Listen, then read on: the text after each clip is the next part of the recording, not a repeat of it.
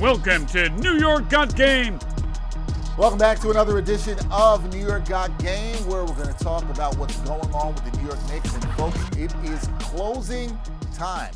The Knicks are down to the very final portion of their season. They had themselves a pretty good week last week, so we've got a lot to get into with that. We're not going to waste any time. Got two good guests on the show. They're going to be both in the same segment, so let's get right to it.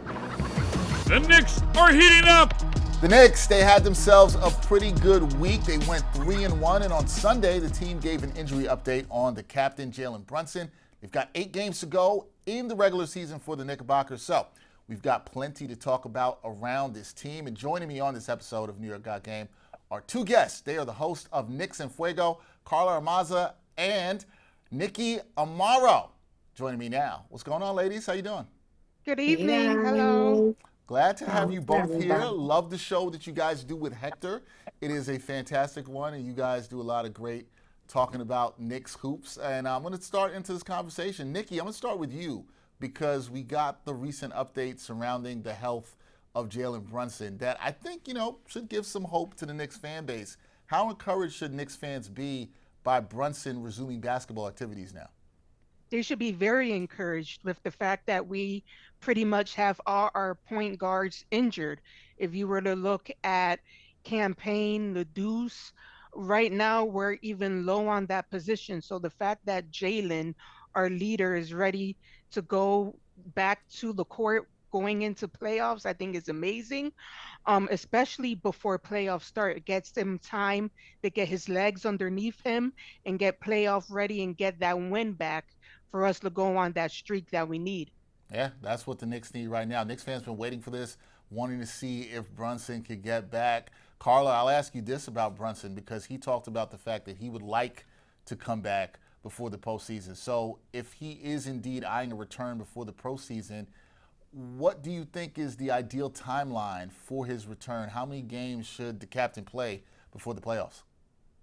I'll be honest. I want him to be back at least 2 weeks before playoff starts. I think that gives him enough time. Like as Nikki said as well, gets him, to warm up, to get ready. Because the last thing we need is for him to come in playoffs and he's messing it up in the beginning. And we can't right now. We can't. Once we get playoffs, we can't afford to mess up. All the errors need to be coming out way before. Because we need to get it together, playoff, because playoff comes, that's it. No, there's no rooms for mistakes with nobody, especially the captain. But I that's for me. 2 weeks, I think that should be good enough, and let's hit the playoffs. Yeah, it'll be interesting to see if Brunson can come back towards the end of this week because there's only 8 games left, right? And you think about the fact that even when the season ends, they'll have some time between the play-in tournament and the start of the playoffs, which start on the 19th, I believe. So we're getting right around that time with 2 weeks, so it'll be interesting to see if he can come back. Nikki, I got to ask you about OG Anunoby because when you look at him, he's been quietly unlocking a little bit more of his offensive bag right now. He's got 6 straight games with at least 20 points. How big of a development is that for the Knicks' playoff outlook with OG becoming a little bit more aggressive offensively? That's a huge development. I think he's placing himself in a certified position where he's our third scorer. He's our third main player. He's consistently consistent when it comes to defense. We don't got to worry about him there. So the fact that now we can rely on him to put buckets up gives us more gives us more options on the offense. It gives more leeway for the team. So I think that would help us tremendously, especially going into the playoffs and even with other players giving their part on offense.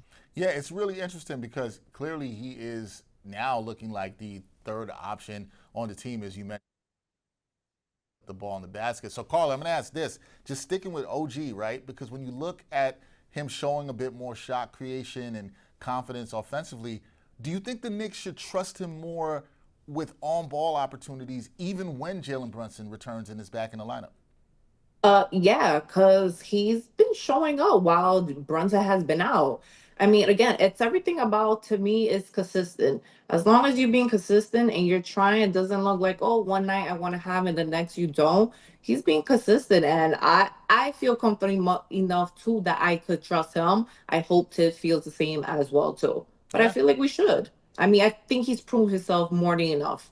Yeah, I think so too. And I think when you talk about consistency, the Knicks really haven't had that all season in terms of a third scorer. And that brings me to Mikal Right. Bridges, right, guys? This Mm-hmm. so Nikki, you know this. Mikal Bridges, he had a standout performance against Milwaukee, played really good. Also the same against Portland. So the last two games, he's been very efficient offensively. How impressed have you been with his offensive efficiency and his shot selection lately? Because I think that's important with him too. How impressed have you been with those two things? I've been very impressed. I think his pull-up shots actually improved ever since Jalen has been gone. It seems as if he's making smarter shots. Ever since the whole situation with Tibbs and the minutes, it doesn't look like the minutes go down, but his production has hugely increased. He's starting to look more reliable. I don't know if he's more comfortable now, ever since he got everything off his chest. But now, ever since that situation, the production has been amazing from him. Even today's game, his shots, even though they're a little iffy, it seemed as if he couldn't really miss. So if with this is the Mikal we get going into the playoffs, we should be rather confident that we could stick in there with whoever we play in the first round. Well, hey, this is the Mikal. You talked about going to the playoffs, Nikki. This is the Mikal that Knicks fans have been wanting to see. I'm not going to jump the gun, but this is what brings me to my question for Karla right here because, Karla, you know this. There's been some criticism of Mikal Bridges and his play throughout the season. A lot of people will say the word that Nikki used, inconsistent. Do you feel like Mikal is hitting his stride at the perfect time, or do you still want to see more consistency from him down the stretch before you say, okay, Mikal Bridges is back here? Listen, I'll be the first one to say in the very beginning, I was like, hey, or should we talk about trading Mikal? Like, but he has been showing himself. My main thing with him was he was so inconsistent, but he it has been showing himself. As Nikki said again with the whole minute things that he spoke about. Who knows what that was? Don't know. I had a little theory that it might have been just a show for for him to say about the whole minutes just to get something else to talk for about the Knicks besides how bad they were, how they were messing up losing games and stuff. Who knows? Whatever it was, him doing what he did, it worked out. I want to see a little bit more consistent and then I'll feel a little comfortable. But even so, listen, I'm just glad he got it together now than later when the playoff. Again, I'm going to be heavy on this.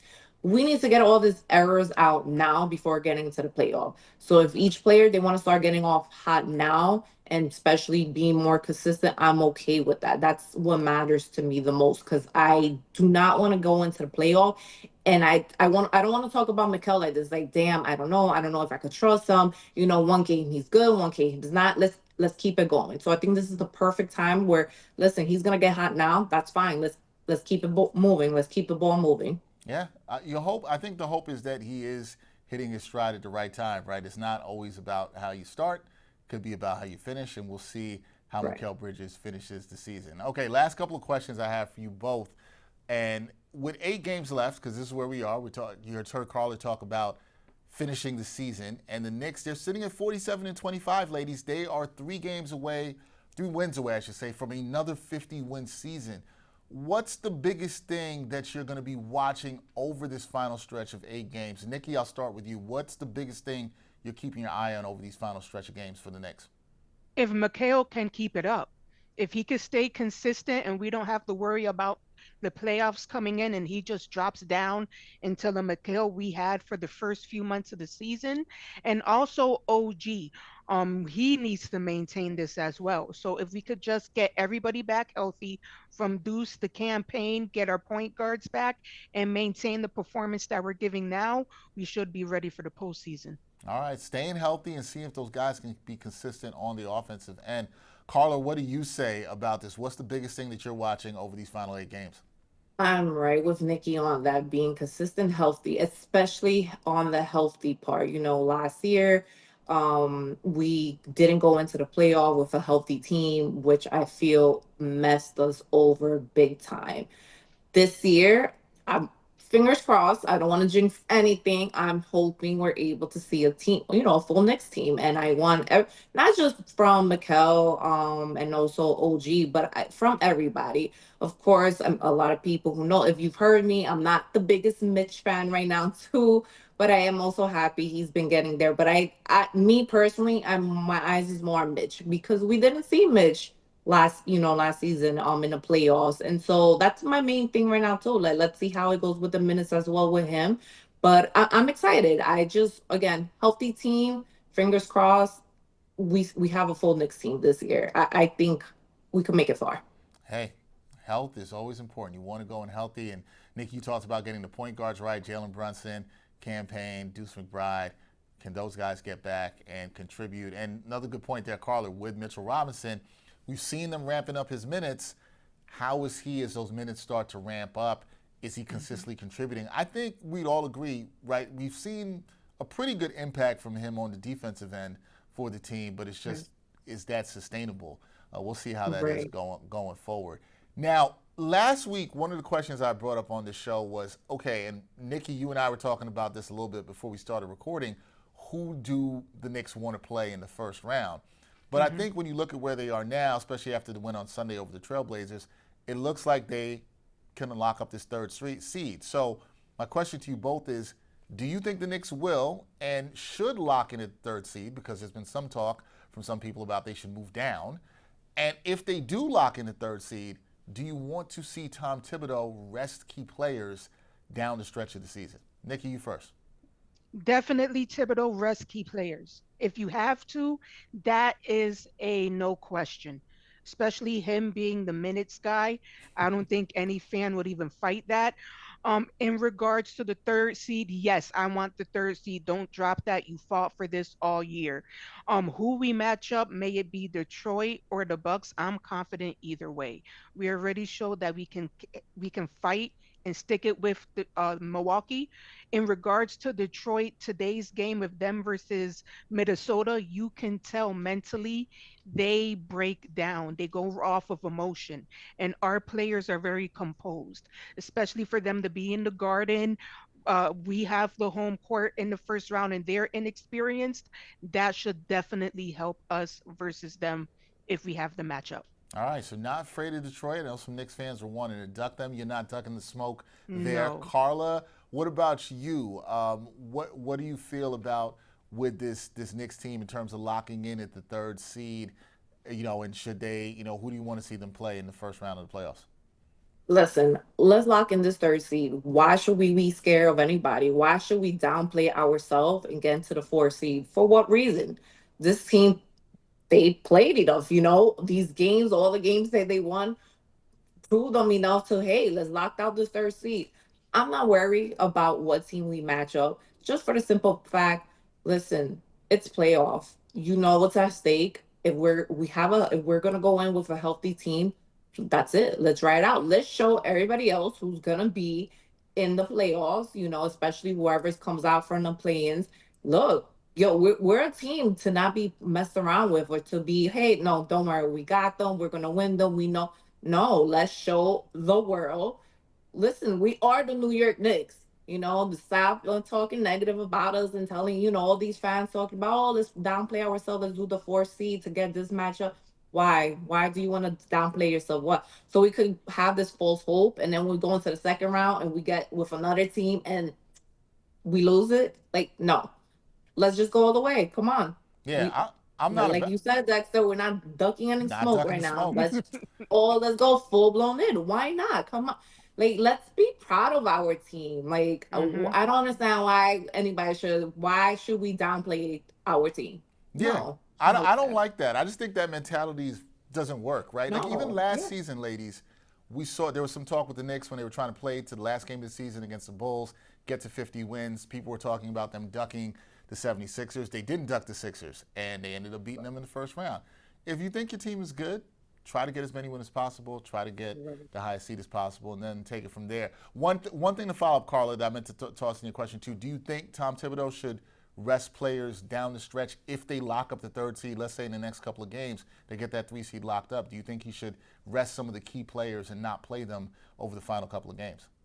Absolutely. If it's games, obviously, we lock the third seed down. Why are we going to sit here and play our players where they necessarily don't need our key players, where they don't really need to play so much minutes? Hey, throw in the kids. Let's show the kids too. For all you know, Tom could sit there and be happy with some of the kids, and we might see some playoff appearances. Who knows? Like, I want to be able to see that. Let's see what this team got.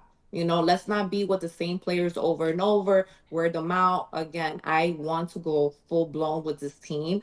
I feel confidence with this team I like this year. I like the confidence. I'll tell you what. If they lock up the third seed and Tom Thibodeau does not rest some of the key players, or at least give them limited minutes, the minutes police are going to come for him. They are going to come for him. Oh, yeah. For sure. It is not going to be fun.